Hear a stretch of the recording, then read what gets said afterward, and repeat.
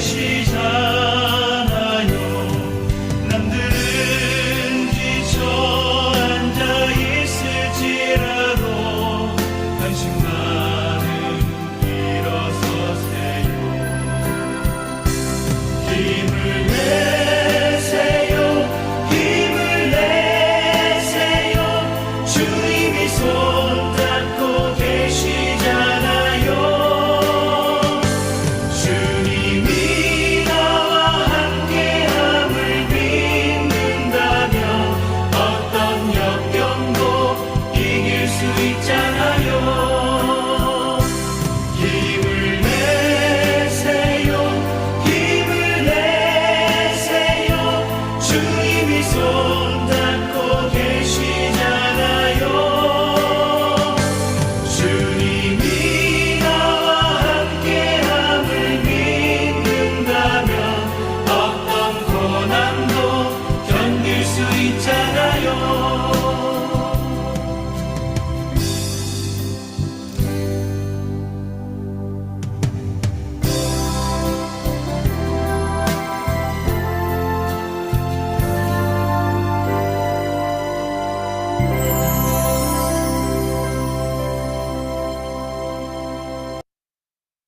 주님이 있으므로 우리가 모든 어려움도 이겨낼 줄로 믿습니다. 아멘, 아멘, 아멘. 이 시간 우리를 위해서 우리 조미자 권사님 기도해 주시면 감사하겠습니다.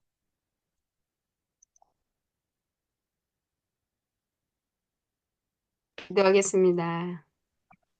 능력의 하나님, 치료의 하나님, 응답하시는 하나님, 주님을 찬양하고 경배합니다. 하나님 아버지, 우리 새손중을 허락하여 주시고 정말 5일 동안 정말 새손중 아버지 특별 예배를 통해서 저희들이 너무나 많은 은혜를 받게 하신 거 너무너무 감사합니다. 하나님 아버지, 우리 새손중 우리 선교사님 한 분 한 분에게 하나님 함께 해주시고 아버지 작년에 있었던 모든 슬픈 일, 아버지 괴로웠던 일, 모든 일은 다 이제 잊어버리고 이제 25년을 새롭게 시작하오니 성령 하나님께서 한 분 한 분에게 함께 하시고 은혜 주셔서 아버지 올 한 해 정말 주님과 함께 동행하며 아버지 사역을 잘 이루어 갈 수 있는 우리 모든 선교사님들 다 되시도록 주님이 함께하여 주시옵소서. 건강으로 붙들어 주시옵소서. 하나님 아버지 우리 새손 중에서 정말 또 이렇게 예배를 돕고 계시는 모든 임원진들에게도 성령 하나님 함께해 주시고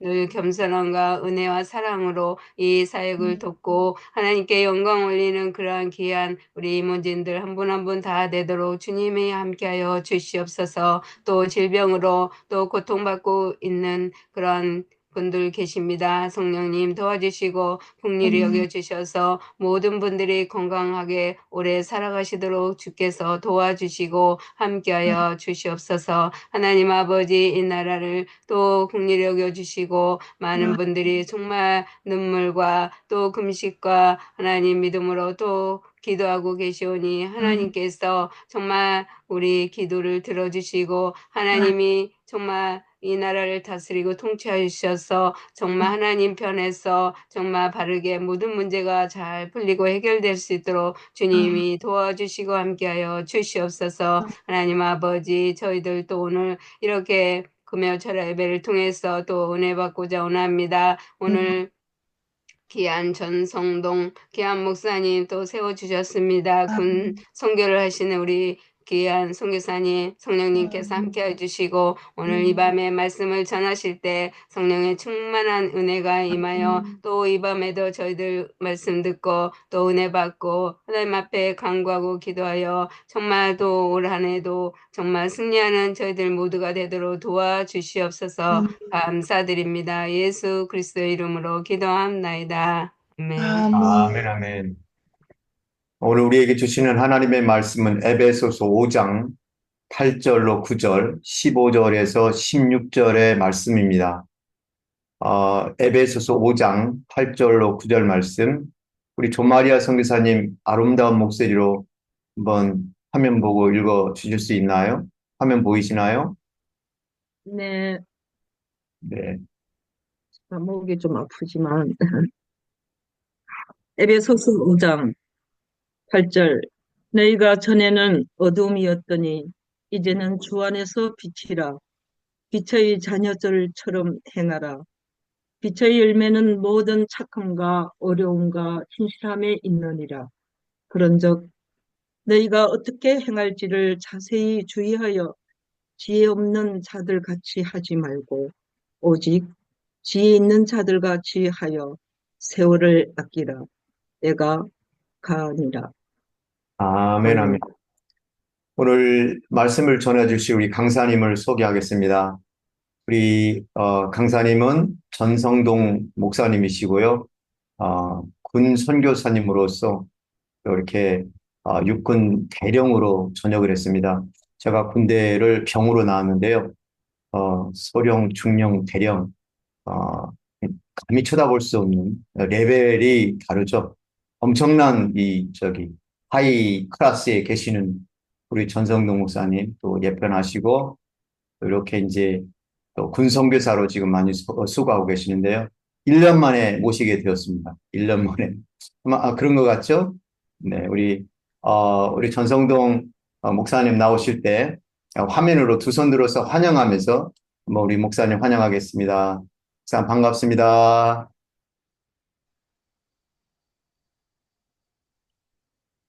음소거 해드리겠습니다. 화면 공유하겠습니다.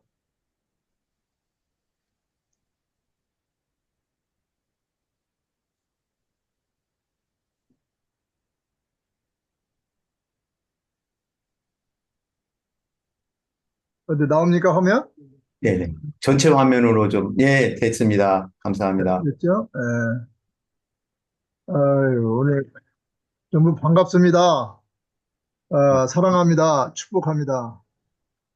먼저 이 귀한 자리를 허락해 주신 하나님께 영광과 존귀와 찬송을 드립니다.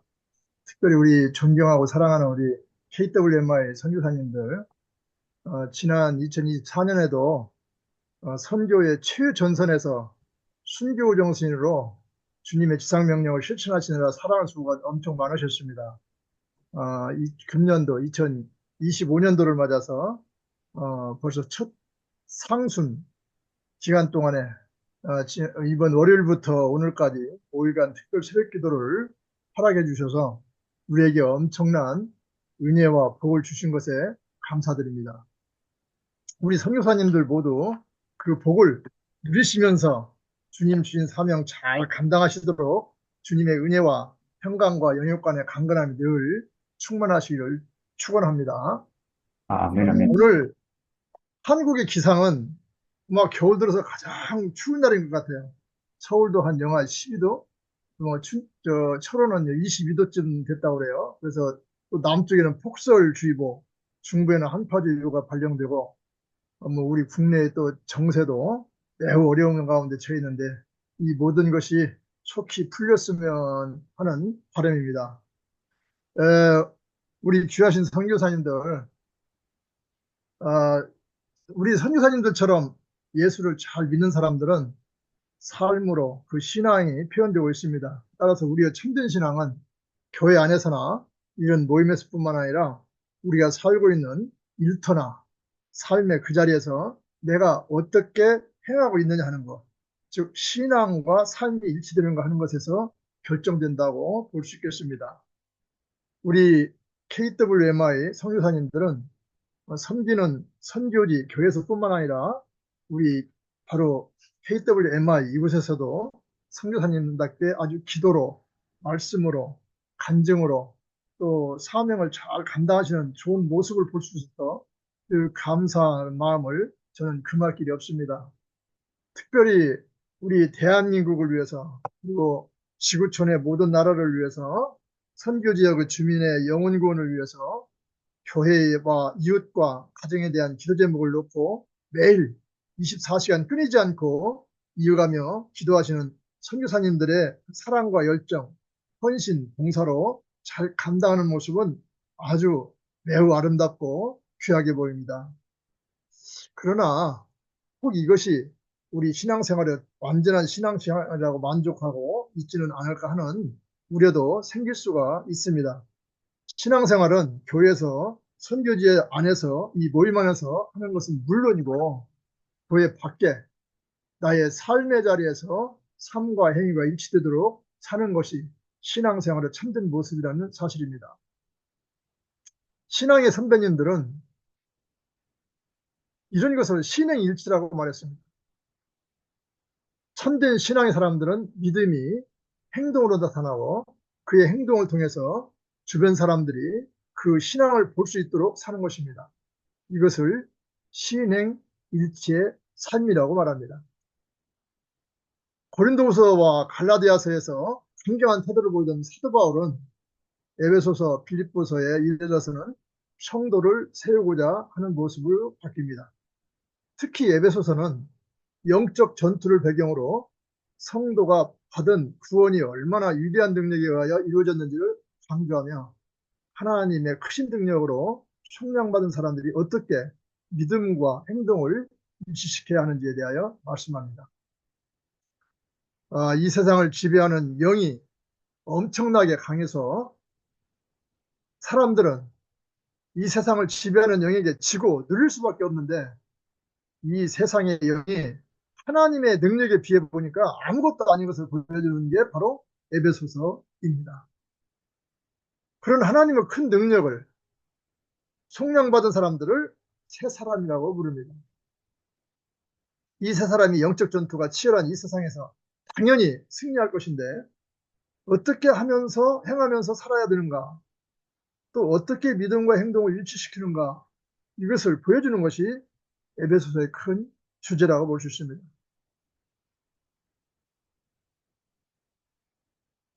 에베소서는 구원의 원리를 하나님이 얼마나 위대한 힘으로 구원을 하셨는가, 인간이 망할 수밖에 없는데 하나님은 그 인간에게 개입하셔서 어떻게 구원하셨는가, 이 세상 풍조와 공중권세 잡은 자와 불순종하는 영들이 인간의 육신 속에 역사하여 인간을 꽉 잡아 완전히 죽게 만들었는데, 시체처럼 만들었는데 하나님의 능력이 나타나서 예수님과 함께 죽은 자들을 일으키시고 살리시고 함께 앉히셔서 그들로 하여금 하나님의 사랑으로 이 세상을 행하면서 살도록 하셨다는, 이것이 에베소서를 통해서 우리가 얻을 수 있는 복음의 메시지인 것입니다. 오늘 에베소서에서 행하라, 행하라, 행하라 한 5개 구절에서 찾아볼 것입니다. 일반적으로 행함이라 하면 봉사나 착한 일처럼 하나하나 개별의 행위를 떠올립니다. 그러나 성경은 하나님의 자녀이자 그리스도인으로서 반복적으로 살아가는 그 삶 전체, 혹은 계속되는 일련의 행동으로 정의하게 행하라는 성경의 명령은 바로 살라, 이렇게 살라는 뜻으로 해석할 수 있습니다. 성경에 기록된 행동, 행위, 행실 등 다른 표현들이 나옵니다. 본문에 나오는 행하라는 명령은 이어지는 행동이라는 측면에서 행실에 가깝다고 볼 수 있습니다. 원어에는 행하라가 몸을 움직이는 행함을 가리키는 단어가 쓰이지 않고 걸어가다라는 단어가 쓰여지기도 합니다. 행하라, 살라, 걸으라 같은 의미입니다. 따라서 머무르지 않고 움직임을 보여주는 것입니다. 그러면 무엇을 향하여 움직일까? 표대를 향하여 예수님과 동행하며 머물러 있지 아니하고 움직이는 삶을 가르쳐주면서 행하라, 행하라, 행하라고 교훈해 주는 것입니다. 구체적으로 어떻게 행할 것인가를 들어가기 전에 우리 마음에 이런 결단이 있기를 소망합니다. 나는 믿음으로 행하리라. 내 믿음은 앉은 자리에 있는 믿음이 아니라 삶으로 이루어지고 예수님과 동행하는 믿음이 되리라 라고 결단이 있기를 바랍니다. 오늘은 에베소서에서 5가지 행함에 대하여 보다 깊이 살펴보고자 합니다. 기도하시면서 실천하시는 여러분이 되기를 바랍니다. 먼저 부르심에 합당하게 행하라. 에베소서 4장 1절에 보면, 원래 에베소서 3장까지는 교리 문제지요. 우리가 아뢰할 것, 기할 것, 하나님께서 우리를 구원하시는 교리 문제고, 이제 4장부터는 우리에게 실천의 문제가 있습니다. 생활의 문제. 그래서 4장 1절에 보면은, 그러므로 주 안에서 내가 너희를 권하노니 너희가 부르심을 받은 일에 합당하게 행하여. 이 첫 번째 행하여는 부르심을 받은 것에 합당하게 행하라는 것입니다. 이것은 알맞게, 그것에 꼭 들어맞게, 그러니까 정확하게 행동하라는 의미도 들어있습니다. 여러분, 부르심을 받았다는 것을 모두 알고 계시죠? 성도는 기본적으로 부르심을 받았습니다. 기본적으로 부르심을 받은 것은 죄에서 자유로, 어둠에서 빛으로, 그리고 사망에서 생명으로 부르심을 받았습니다. 자, 구원받은 성도는 그 구원 안에 부르심이 있는 것입니다. 그 부르심을 근거로 내가 삶의 자리에서, 내가 일하는 환경 속에서, 내가 지내는 그곳에서 어떻게 그 부르심에 합당하게 행하느냐, 이것이 결정나는 거예요. 그런데 의외로 내 삶의 자리에서 부르심을 따라 합당하게 행하느냐가 중요한 문제임에도 불구하고 적지 않은 성도들이 부르심에 따라 행하는 삶에 익숙하지 않다는 것이죠. 분명히 우리는 죄에서 자유로, 어둠에서 빛으로, 그리고 사망에서 생명으로 부르심을 받았는데, 그래서 세상을 통치하시는 하나님이 내가 있는 자리에 나를 두신 것, 그것까지는 알겠는데, 그 다음에 그곳에 알맞는 삶의 행위가 무엇인지 기억도 못하고 적용하지도 못하는 경우가 왕왕 있다는 거죠. 그래서 부르심에 대하여 한번 시편 92편 13편을 한번 보겠습니다. 이는 여호와의 집에 심겼으며 우리 하나님의 뜰 안에서 번성하리로다.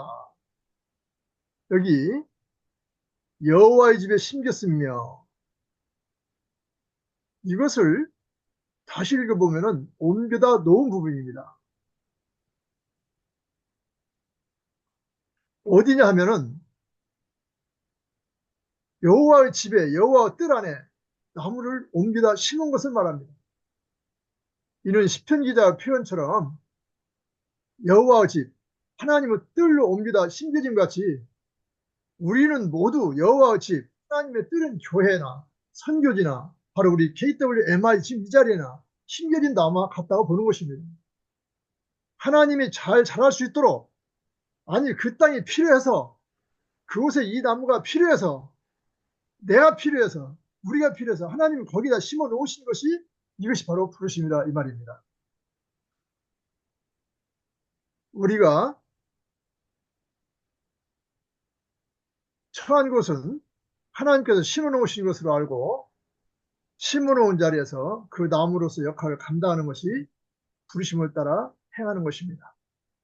하나님께서 이루시고자 하는 목적에 이르기까지 그분의 뜻을 따라 행함이 부르심에 합당하게 행하는 삶인 것입니다. 제가 이 부르심에 처한 것, 불에 합당한 것 하니까 제 소대장 생각이 나요. 지난번에 내가 한 말씀을 드렸는지 잘 모르겠는데, 제가 이제 사관학교 4년 동안에 육사가 교회가 있어요. 그래서 1학년 때부터 주일날에 육사교회를 나가면서 1박 있어도 들어와서 어린이들을 가르쳤습니다. 그래서 1년주일학교 반사를 했죠, 4년 동안에.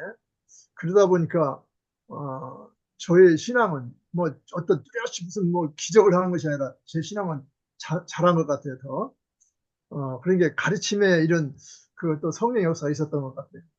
그래서 인간에서 전방에 가니까 소위 15사단이라고 아주 험한 그 가장 열악한 곳인데, 그곳에 가서 전방에 가는 분이 이제 수색중대라고 해서 소대장을 하는데,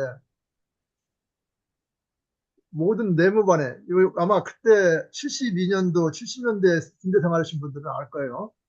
모든 자기 관물대라는 거예요. 사물함에는 저게 전부 다 성경과 찬송가가 이제 그 노란색 그 군대 색깔로 해서 책이 다 꽂혀 있어요, 대인당.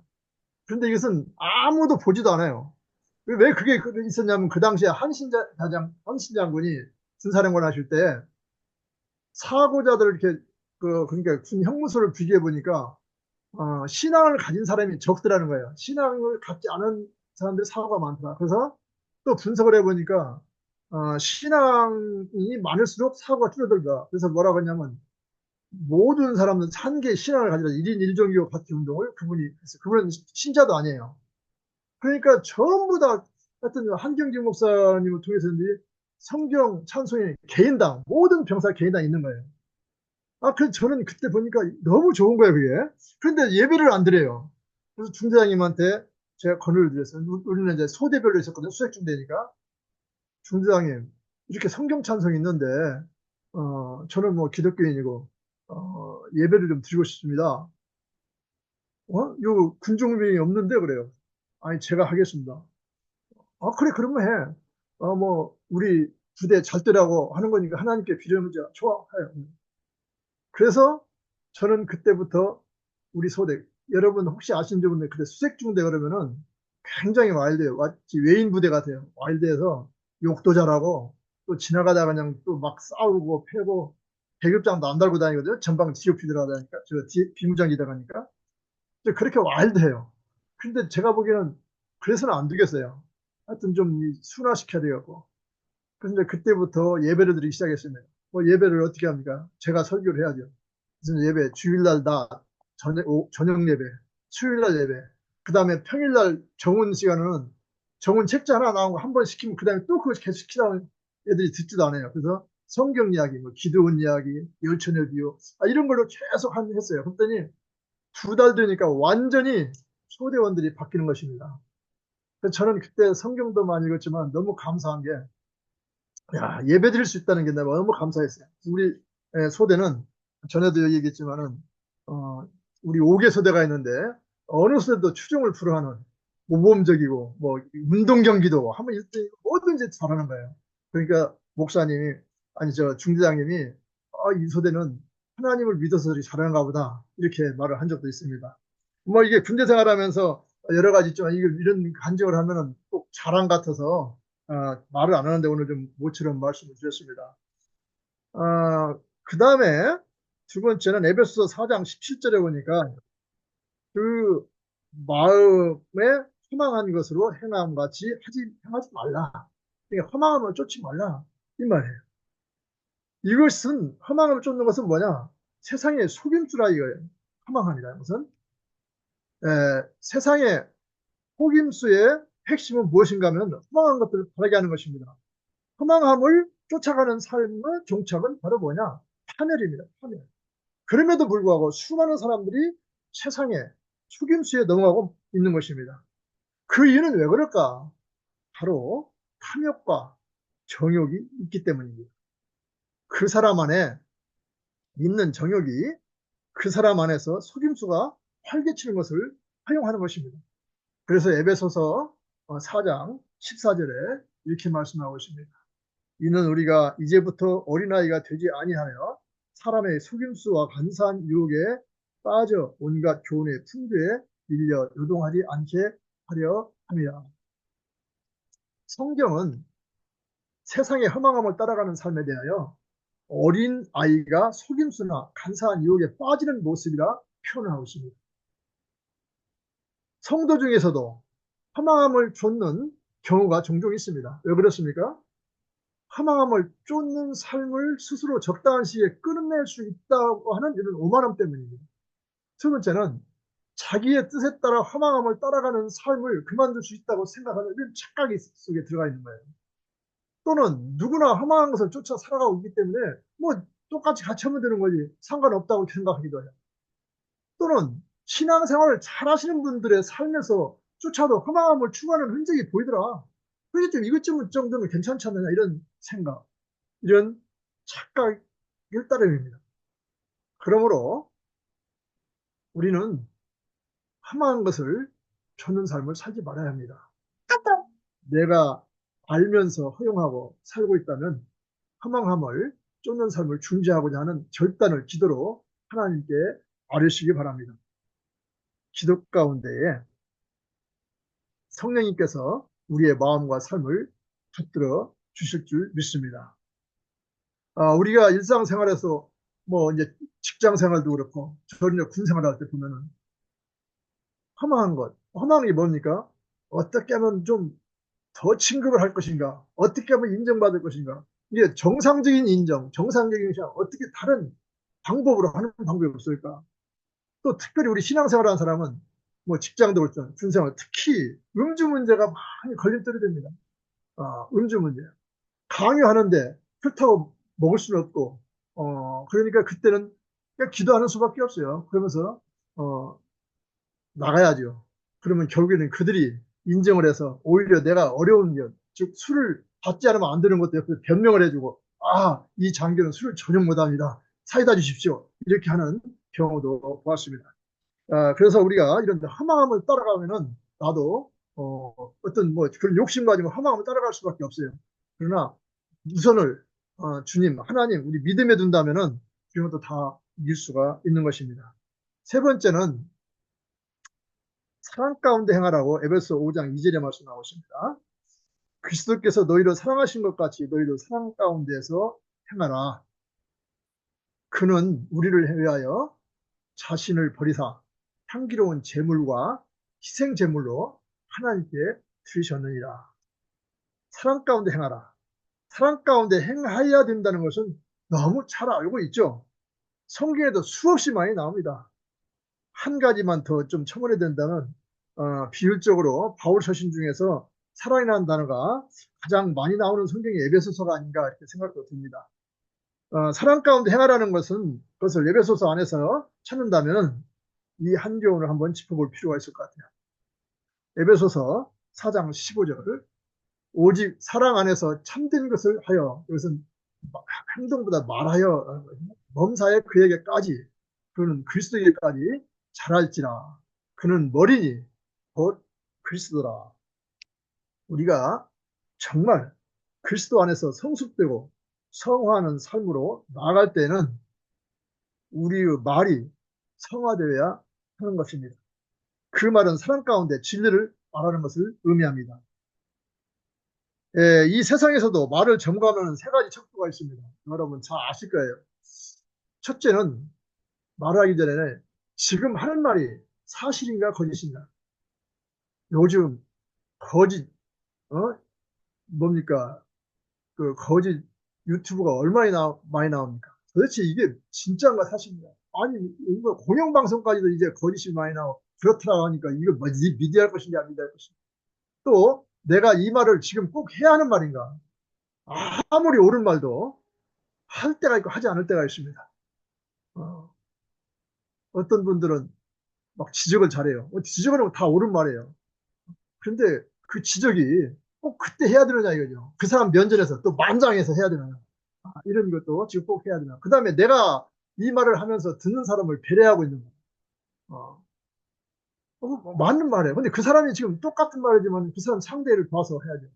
지금 아주 슬픔에 있는데 거기서 농담을 한다거나 그럼 되겠습니까?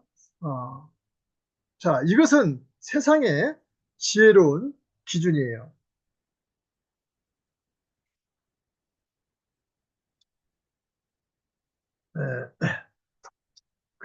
그러나 성경은 사랑 가운데 참된 것을 말하여라고 교훈합니다. 참된 것을 말해요. 우리는 성도로서 사랑 가운데 참된 것을 말해야 합니다. 우리의 언어가 성령님의 인도하심 따라 점차 변화되어지길 소망합니다.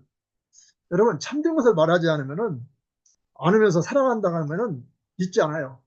요즘 가끔 어쩌다 보니까 저걸 볼 때가 있어요. 여러분도 보시는지 모르겠는데 TV에 보면 동침이라는 프로가 있더라고요. 동침. 거기 보면은 많이 부부간에 그렇게 서로 사랑한다고 하는데 안 맞는 것도 있는 것 같아요. 그래서 또 특히 우리가 참된 것을 말하지 않으면은 참된 것도 참된 것을 인정하지 못할 때가 있어요. 그래서 우리는 항상 사랑 가운데 참된 것을 말해야 되는 것입니다. 다음은 에베소 5장 8절에 보니까 빛 가운데 행하라 그랬습니다. 너희가 전에는 어둠이더니 이제는 주 안에서 빛이라. 빛의 자녀들처럼 행하라. 여러분, 성도는 예수님을 믿음으로 말미암아 빛의 자녀가 되었습니다. 성경은 하나님의 역사하심에 대하여 빛으로 설명하는 경우가 많이 있습니다. 하나님께서 세상을 창조하실 때 어둠을 이기기 위하여 빛을 창조하셨다고 합니다. 또 예수님을 이 땅에 보내심을 가리켜서 요한복음 6장은 빛을 세상에 보내셨다고 기록되어 있죠. 예수님께서 우리를 구원하시는 모든 사역이 빛의 활동인 것입니다. 따라서 구원받은 성도의 삶도 빛이 되어야 한다는 것입니다. 그래서 믿는 자를 빛의 자녀라고 부르는 것입니다. 빌립보서 2장 15절에 이는 너희가 흠이 없고 순전하여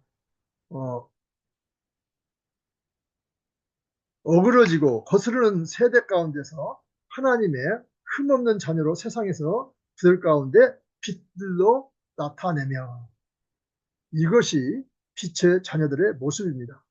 빛의 자녀로 살아갈 때 빛의 열매가 맺어집니다. 바로 에베소 5장 9절에 보면은 빛의 열매가 나옵니다. 빛의 열매는 모든 착함과 의로움과 진실함에 있느니라. 그러니까 우리의 열매는 착함과 의로움과 진실함에 있다는 것이죠. 이 세 가지 빛의 열매를 맺음을 절대 잊어서는 안 됩니다. 여러분과 저의 삶 속에서 항상 빛의 열매인 착함과 의로움과 진실함이 주렁주렁 열리기를 주님의 이름으로 축원합니다. 마지막 5번째입니다. 에베소 5장 15절 16절에 있는 것 같이 지혜 있는 자 같이 행하라는 것입니다.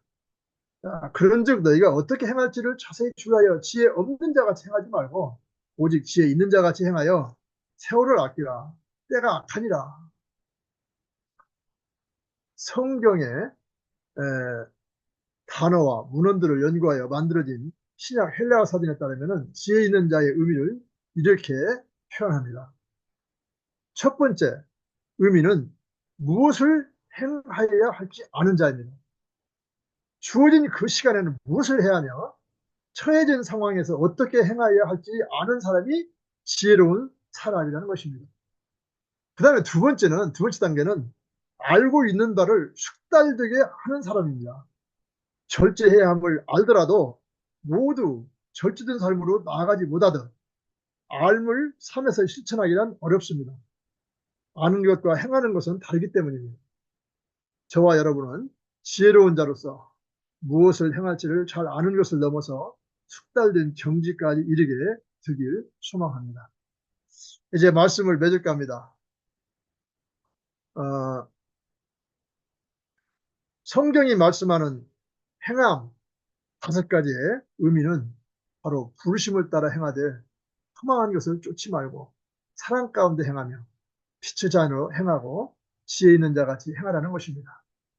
행하라는 5가지 명령 중에 하나님께서 우리의 마음에 주시는 도전을 붙들고 성령님을 의지함을 따라 기도로 구하며 나아가시는 우리 KWMI 선교사님들이 다 되시기를 예수 그리스도의 이름으로 축원합니다. 아멘. 지난번에 저한테 그 회장님이 부탁할 때 제가 어찌 뭐 금요일날 훌륭한 선교사님들 참 영적인 선교사님 많은데 제가 합니까? 그러니까 군선교에 대해서 좀 하라고 그러는데 제가 군선교에 대해서도 잠깐만 소개를 할까 합니다. 지금 요즘 군에는 군선교는 그 목표가 군선교비전 2030 실천운동이라고 해서 지금 전개되고 있습니다. 전에는 군선교 비전 2020이었는데 20년이 지나니까 21년부터 30년까지 이런 목표를 두고 하는 것입니다. 기본 개념은 군에 입대하는 청년들에게 세례 또는 침례를 주고 양육 및 관리하여 한국교회로 파송하는 가장 본질적인 군선교 3대 사역에 중점을 두며 지속적으로 변화하는 시대적 환경을 고려하고 전망하여 수립한 건강한 선교 전략과 목표 아래 육해공군 군인교회와 군선교연합회, 군종 목사 파송 10개 교단과 한국교회와 긴밀하게 협력하여 추진하고자 하는 연합 군선교 실천 운동이라 하는 것이 기본 개념입니다. 그래서 군선교 비전의 그 실천된 목표는 한 영혼을 그리스도께로 그리고 100만 장병을 한국교회로 이런 목표를 두고 있습니다. 그래서 어떻게 해서 100만 장병을 한국교회로 하느냐? 새 신자 파송 목표를 매년 6만 명으로 하는 거예요. 신규 세례자, 군대 온 장병을 6만 명을 목표로 해서 세례준다. 그리고 이미 밖에서 세례받고 온 병사들이 이제 통계에 하니까 한 4만 명 정도 된다. 이게 기세례자라고요. 그래서 매년 이 6만 명을 세례주면 4만 명과 합쳐서 10만 명이 된다. 이런 뜻이에요. 그 10년간 10만 장병을 잘 양육해서 한국교회를 보내면은 10년 만에 젊은이들이 100만 명이 신자가 되어서 제자가 되어서 한국교회에 나간다. 이런 것입니다. 그 다음에 그 핵심 개념은 뭐냐? 일단 군에서 세례를 주고 한 사람이 한 영혼을 전도하며 제자화해서 한국교회로 파송한다. 그래서 중점 사역은 세례, 전도, 양육, 파송, 홍보입니다. 이걸 세부적으로 한다면은 세례는 뭐냐? 관문세례라고 해요. 관문세례란 무슨 말이냐면은 이제 군에 입대는 이게 훈련소, 신교대, 무슨 사관학교, 하여튼 모든 그 교육기관, 부사관학교, 간호학교, 뭐 학군단 이런 모든 이런 데서 세례 주는 것을 좀 하자. 관문세례라고 그래요. 그 다음에 제자 찾기 세례는 이제 이미 배치된 자들, 배치돼서 자대 생활하는 자들 중에서 찾아서 세례 준다. 그 전도 양육, 이건 제자 만들기입니다. 그리고 제자 찾기 프로젝트, 제자 찾기는 아까 말한 대로 아직 본문에서 세례받지도 않고 하는 사람들을 하는 것입니다. 그 다음에 파송 및 홍보는 이미 아까 4만 명이 기존 출석 교회로 다시 잘 양육해서 보내는 것이고, 그 다음에 어디든지 없는데 교회를 다니지 않은 친구들은 그 자기 주거 지역에 있는 거주 지역에 있는 거점교회라고 합니다. 거점교회는 뭐냐? 청년들을 잘 양육할 수 있는 이런 교회를 연결해서 보내주는 것을 말합니다. 그래서 설명이 뭐 중복되는데 이 세례를 관문선교지에서 행하는 관문세례와 자대에서 제자 찾기 세례로 구분하고, 수세자가 전에는 그냥 무조건 세례 준다는 이런 개념이 참 많았는데 이게 아니고 수세자가 진정한 세례 의미를 깨닫고 선명한 자신의 신앙 고백 위해서 세례를 받도록 한다. 그리고 단순한 성과 위주 세례를 지향하고 허위 집계, 숫자 올리는 이런 걸 하지 않는다. 그 다음에 정기적인 관문 선교 컨퍼런스를 통한 건강한 진중 세례 운동의 활성화 및 방향성을 추구한다는 것입니다. 그리고 전도 양육면허는 양육과정 로드맵에 의한 각종 양육 프로그램을 실시해서 그리고 제자 만들기 양육을 한다. 그 다음에 제자 찾기, 바로 아까 말하는 관문에서도 세례 못 받고 밖에 세례 못 받고 온 사람들, 프로젝트 및 1대1 관계 및 복음 제시를 통한 효과적인 전도 운동을 한다. 그 다음에 지역 군종 목사다. 이제 그 전군에 있는데 그 군도 이제 지역으로 구분다. 마치 우리 그 감리교 같으면 뭐라고 합니까? 뭔 회라고 하죠? 그 다음에 우리 장로교 같으면 교구, 아니 교구가 아니라 노예한 것처럼 지역 군종 목사단 중심의 양육 과정, 시행 및 대대급 군인교회 양육을 지원한다. 그다음에 파송은 조금 전에 설명했던 것이 같이 장병들의 기존 출석교회 또는 거점 교회로 파송을 한다. 그러니까 얘는 제대한다가 아니라 우리가 파송을 한다는 게 잘 양육해서 파송한다. 선교사로 파송한다 이런 뜻이에요. 그다음에 거점 교회 확보를 위한 지속적인 노력. 거점 교회는 뭐냐면은 이런 장병들을 받아들일 수 있는 교회, 받아들이고 계속 활용할 수 있는 교회를 찾아서 보낸다는 거죠. 그렇지 않으면 뭐 잘 관리가 안 되기 때문에. 그 다음에 거점 교회 사역자들과 네트워크를 구성해서 의사소통을 해서 전해주고 한다 하는 거예요. 그 다음에 홍보는 뭐냐? 이러한 것을 위해서 대외 홍보를 통해서 거점 교회 및 브루스길라와 아굴라 프로젝트, 그러니까 부부가 가서 좀 군 교회 와서 좀 봉사할 사람들, 또 1대1 자매결연 참가 교회 모집 등 군 선교 관심을 제어할 수 있도록 활동하는 것을 홍보 활동하고, 또 대내 홍보와 또 교육을 통해서 각 군목단, 군인교회, 군인교회입니다. 또 비전 2030의 지속적인 추진 능력을 확보하고 분기 연단위 비전 2030 추진 현황을 종합 및 공유한다 하는 것이 하나의 중점 사업입니다. 그래서 하나의 실례를 들으면은 군선교 전에는 비전 2020 2000년도까지는 그때는 참 아주 활발하게 활동해서 매년 15만 명씩을 세례를 줬어요. 세례 주고 그 저녁 시간 20만 명 정도를 세례했는데 코로나 때부터 완전히 죽었어요. 전부 세례를 못 주겠네요. 만나지도 못하니까, 모이지 못하니까. 그래도 그런 가운데서도 2021년도는 전체 15만 명 주던 것을 19,000여 명 줬어요. 이게 얼마나 줄어들었습니까? 그 다음에 2022년도, 이제 그때는 더 줄어들었어요. 14만 명, 아니 14,000명 정도. 그리고 2023년도로 이제 올라왔어요, 많이. 39,000명 정도, 한 전년 대비해서 24,000명 됐는데, 이것을 우리가 좀 분석해 보면은 23년 4월부터 세례식 대면 지원을 할 수 있도록 군대에서 점점 부대별로 조금씩 이제 열어주기 시작했어요. 그리고 시대의 흐름, 탈종교와 SNS 사용 등으로 인해서 또 훈련소 종교 활동 인원이 현저히 감소됐습니다. 그러니까 코로나 이전하고는 완전히 달라졌어요. 특별히 훈련병 종교행사 참석을 천부적으로 보면은 기독교, 천주교, 불교 전체에서 전에는 훈련병들이 한 80%가 이런 종교 활동을 했는데 지금 40%, 개인 활동하는 데가 60%. 그전에는 왜냐하면은 걔는 생활관에 있으면 조교들한테 기합받고 막 하니까 교회로 막 다 종교활동 다 왔단 말이죠. 그러면 종교활동은 따뜻하고 시원하고 먹을 것 주고 대접하니 막 오는데 지금은 너무 개인활동이 생활에 보장이 되니까 안 가는 거예요. 이제 그런 상황도 있다 하는 것을 말씀드립니다. 그 다음에 작년엔 통계를 연간이 없었고 6월 달까지만 이렇게 통계를 내서 제가 좀 뽑아왔는데 그러니까 23년도 6월 달까지 한 2만 명을 줬더라고요. 근데 금년, 그러니까 작년이죠. 작년 6월 달까지 3만 명 정도 줬어요. 3만 1,000명. 한 1만 명이 들어갔죠. 6만 명을 목표로 하는데, 이제 점점 올라가는 추세입니다. 그래서 우리가 너무 분선 교직이 열악하다 그러는데 너무 실망할 것은 아니다. 희망이 보인다. 아무튼 되게 분선교 환경을 말하면 이렇게 말을 해요. 좀 어렵게 말하죠. 부대 통폐합으로 인해서 부대 감소. 근데 역시 세대 인원이 적을 수밖에 없어요. 지금 병력 입소 인원도 적지만은 옛날에 70만 대구나 지금 50만 정도 이렇게 줄어들기 때문에 절대적으로 적습니다.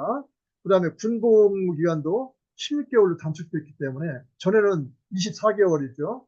그 다음에 월급 상승, 병장이 아마 한 200만 명 정도 받게 되고 또 세대 문화가 전부 개인주의입니다.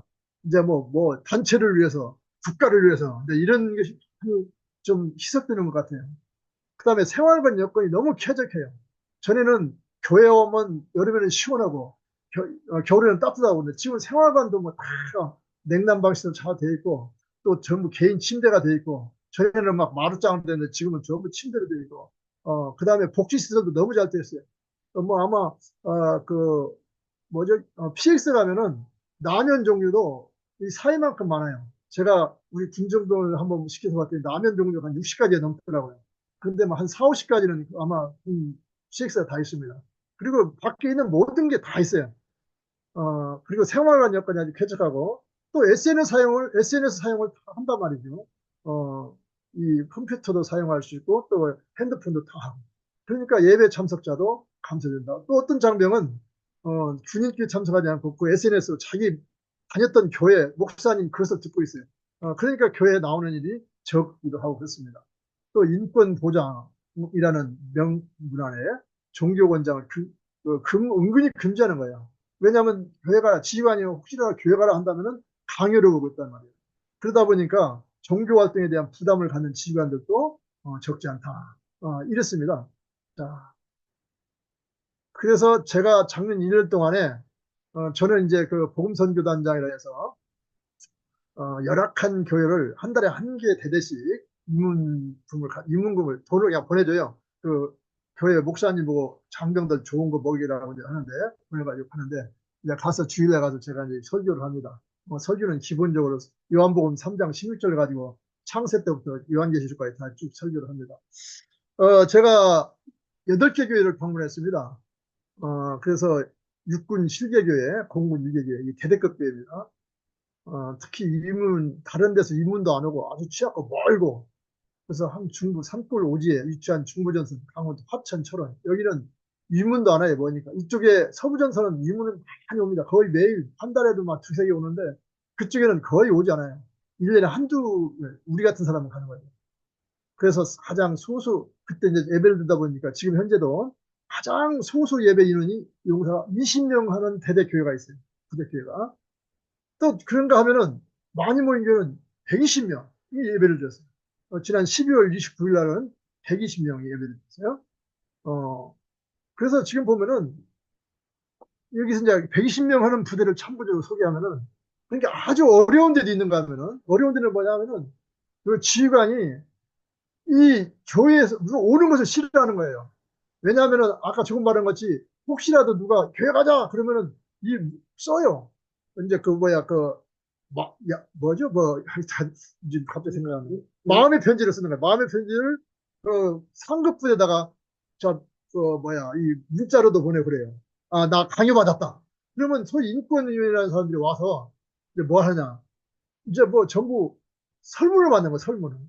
이제 그러면 쓰라고 하면은 그 종교 강요뿐만 아니라 모든 훈련소부터 맞았던 거, 이건 다 쓰는 거예요. 이게. 근데 그런 것이, 그러면 이제 뭐 조사하고 또 하면은 이 지휘관이 얼마나 부담스럽냐. 지금 조용히 나갈 건데, 그 교회 예배 하나 때문에, 얘가 뭐 한번 써가지고 그냥 알칵 뒤집으니까, 마치 우리나라 지금 막 뒤집는 식으로 말이죠. 그러니까 얼마나 힘들겠어요. 그러니까 안 왔으면 하는 걸, 이런 경우도 있습니다. 그런데 아주 활성화된 분들은, 엊그제 간 데는 여단장이 생각 때부터 아주 신앙생활 잘하는 친구인데, 여단장이 여단장이 십자가를 딱 세워놨어요. 그 붙여놨어요. 사단장님 그 사진인데다가 십자가 붙여 사단장님 자기 뒤에 배경에다 딱 놓고 했는데, 그리고 자기가 소스에서 뭐 교회 가란 말 안 해요. 자기가 소스에서 새벽기도 하고, 그렇게 군종병들 다르고, 주일날도 예배하니까 본부가 한 150여 명 정도 있는데 60명씩 예배를 드린다는 거예요. 그리고 수요일날 예배하고, 그러다 보니까 한 대대도 지금 한 500명 드는데 120명, 140명, 거기도 수요 예배, 주일 오후 예배 다 드리는 거예요. 그러니까 그 여단은, 옛날 연단하는 여단은 완전히 그냥 마치 그 우리 KWMI 같은 기분 난단 말이에요. 여기가 더, 대화 자체가 신앙적인 얘기만 있고, 그러니까 훈련을 해도 항상 신앙적으로 하나님을 위하여, 나라를 위하여, 군을 위하여 이렇게 하는 것을 봤어요. 이게 지금 제가 설교하는 장면이고, 전체 이제 기념사진 찍은 겁니다. 제가 여기 있습니다. 이제 참고적으로 군선교회 유관기관은 군목단이 있고, 그냥 제목만 할게요. 네, 군선교연합회라는 데 있고, 그다음에 한국 기독교 군선교사 협회, 이것은 군인선교사 협회입니다. 군인선교사들 한 500여 명, 군목은 한 250여 명이 지금 교회를 운영하고 있는 거예요. 그리고 한국 10개 교단, 10개 교단이 지금 군선교에 전부 같이 협력하고 있습니다. 그리고 이제 KMCF 기독장교회 이런 것도 있습니다. 이외에도 있는데 시간이 많이 갔기 때문에 여기서 마치고, 혹시 이제 지금 기도 제목에 다 들어가 있는데 군선교를 위해 기도 제목은 우리 24시 기도 제목에 올라가 있습니다. 이상입니다. 잠깐 기도하겠습니다. 아버지 하나님 감사합니다. 오늘 또 이 부족한 종을 세우셔서 우리가 에베소서에서 또 하나님이 주신 말씀을 다시 한번 깨닫게 해주시면 감사합니다.